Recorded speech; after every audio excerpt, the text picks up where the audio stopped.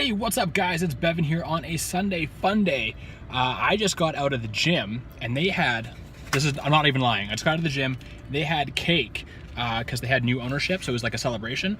So I took 2 pieces, which I definitely earned for my workout, and I got to work out again just to eat this cake. But regardless, I just got out of the gym, I'm going home to shower, gonna pick up the girlfriend, pick up the service dog, because today is the Regina Retro Game and Toy Fair.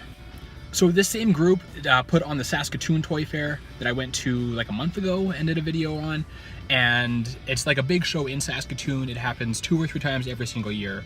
This is only the 2nd time it's been in Regina. It was here last summer and now it's back. So I gotta go support it so it keeps coming back and they keep putting on more shows and hopefully get more vendors, pick up a bigger audience to make it work. But enough rambling from me. Gonna go get Alicia and Sully and get to the toy show.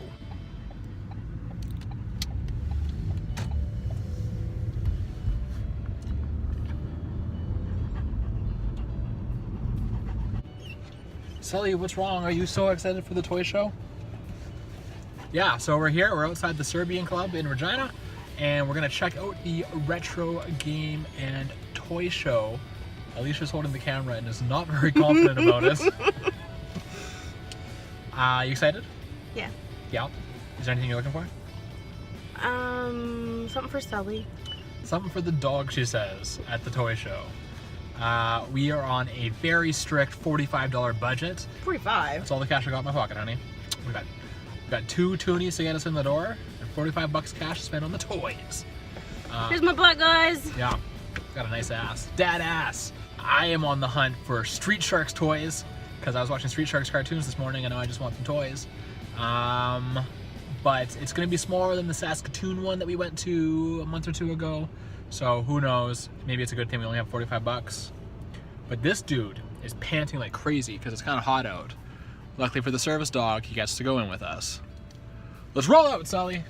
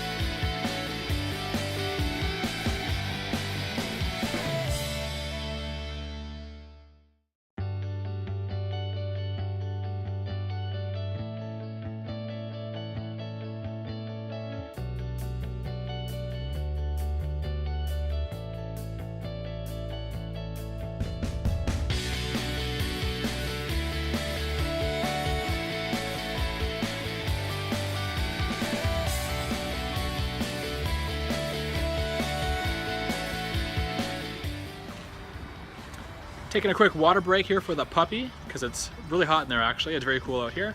But we've been here probably like a half hour. I haven't spent any money, but I definitely got some freebies from some of the guys here, which is awesome. But we're gonna go back in now. We haven't even seen every table yet. We keep getting stuck talking to people, but we're gonna go back in and probably spend some money now. Round 2.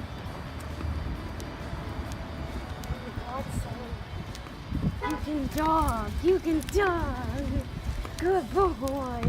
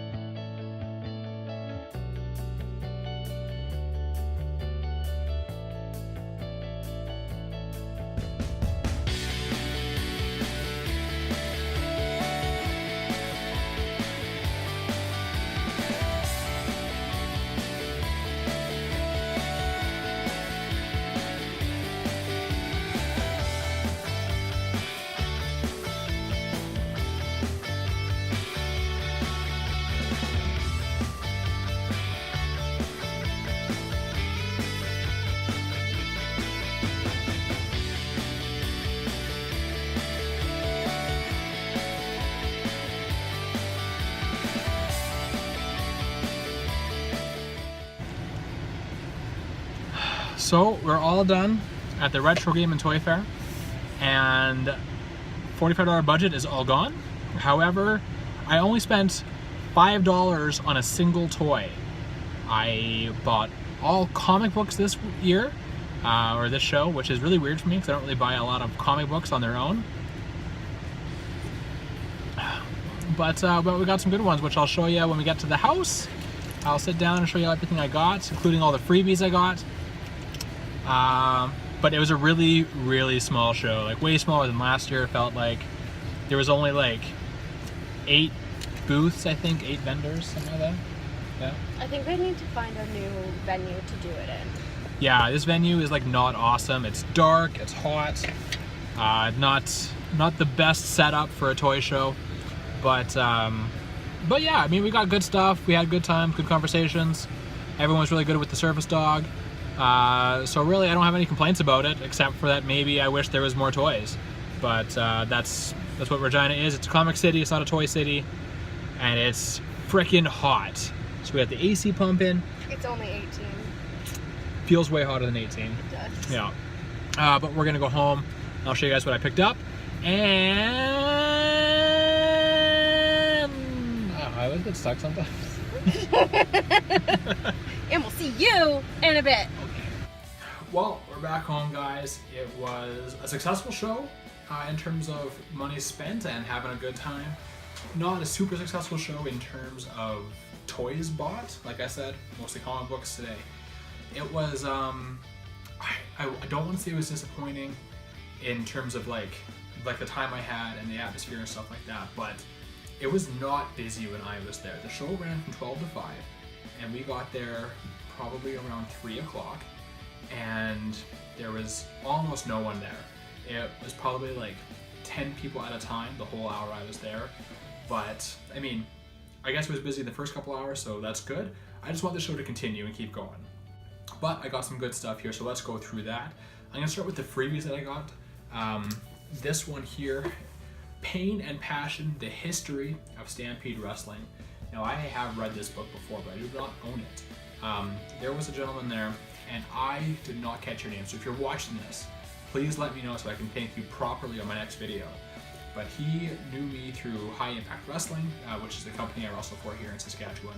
And he knew that I was like a wrestling fan and wrestling history fan, so he gave me this as a present, and thank you so much, good sir. Please let me know your name so I can shout you out properly. Then a couple of freebies from a buddy of mine, Matt Jacobs, who runs the group Regina Comics and Collectibles. It's the big group here in Regina for comics and collectibles, go figure. He gave me a couple of freebies here. We got the Hulk Prelude to Planet War trade paperback. They are in good condition.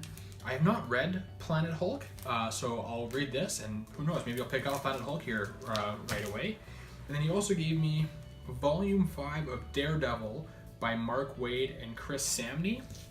I have read a fair amount of Daredevil. I believe it was the Mark Miller run that Paul had lent me, my buddy Paul. But this is Daredevil number 11 to 18 and 15.1 included in that, so 6 issues or 7 issues. I can't tell you anything about this one, haven't read it, but I'll definitely give it a shot here. Now, the reason Matt decided to give me some freebies is because him and I did a trade here today, and I received X-Men number 1 with the Magneto cover.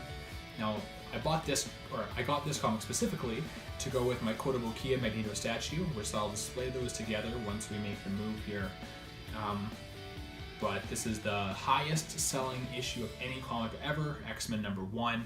I love the Magneto cover here. I love the expression and the action and all the colors for it. I believe it's a Jim Lee cover, which is fantastic. So really happy to have this one now finally. So that's the stuff I didn't pay for, so let's get into what I actually spent money on. And again, it's really weird. I bought mostly comic books, except for, I guess I'll show you this here first. X23 Pop here, the all-new Wolverine. I've had this before, but I traded it or sold it or something like that. But it was $5, so I'll throw her on my desk at work. So I spent about $40 on 4 comic issues. Again, it's just so unlike me to buy single issue comics for more than a couple bucks. But I guess I'll show you what I got here. So first off, we'll give a shout out to Gary Olson, who is a big member of that Facebook group I said earlier, Regina Comics and Collectibles. We got here Spider-Gwen number 1. I believe this is from like volume 2, but I could be wrong. It could just be a variant cover of the first one, but I'm not sure. I know my buddy Leo is giving me a Spider-Gwen number 1 as well. Different cover though, so I picked this one up as well just because I love Spider-Gwen so much. And then also from Gary, I picked up this Kevin Eastman variant of Batman / Teenage Mutant Ninja Turtles number 3, number 1. That is a mouthful, but the 3rd miniseries, 1st issue, variant cover there, which is just super cool. I really need to read these books. I want to get them on the trade paperback form. They are on my wish list on Amazon. If anyone wants to hook me up, hit me up with those. So these 2 books were like $8 combined, so I felt it pretty good there. But now we get into kind of the main event of the show where the big money was spent. 2 books from a single vendor. Didn't catch his name, but I got some really good stuff here. Venom Lethal Protector number 1. So the first Venom mini-series here. So the first Venom solo book ever, number 1. This cover is just insane. I'm not sure who the artist is or even who wrote it, but I just wanted this because of it being his first solo book and because the cover was so awesome. So now I have to get like a Venom statue to go with this on display. And then the last thing I got, which I think I'm gonna call like the big ticket item of the day, is Death of Wolverine number 1, signed right there by the writer, whose name is Charles Soule, or Soule perhaps, I'm not 100% sure on that. But not like a big ticket book by any means, but one that means a lot because it was, you know, a Wolverine miniseries and the number 1 of that series autographed by the author, by the writer. So this puts me at 3 autographed books, and I think I may be slowly going down a rabbit hole with those. But this is what I picked up at the show. This was like kind of the big haul of the day. Like I said, man, there just wasn't many toys there. And the guys that did have toys were at the Saskatoon show that I went to last month. So it's a lot of stuff I'd already seen before, nothing really new. And I don't know, I just went comic books this time. So maybe I'm becoming a comic book collector as opposed to just a reader of comic books. But that is it for me today. Comment below your most recent pickup in the comic book world. Did you pick up a trade paperback or a hardcover omnibus or just a single issue? Did you get something autographed? Did you get just your pull from the comic book store? Let me know below the last comic book you bought, guys. If you're new to the channel and this is your first time checking out one of my videos and you're still here, might as well hit subscribe because you put this much time in already. Like the video, comment below, follow me on Instagram and Twitter @BevanBoyChuck. And until next time, folks, I will see you next time.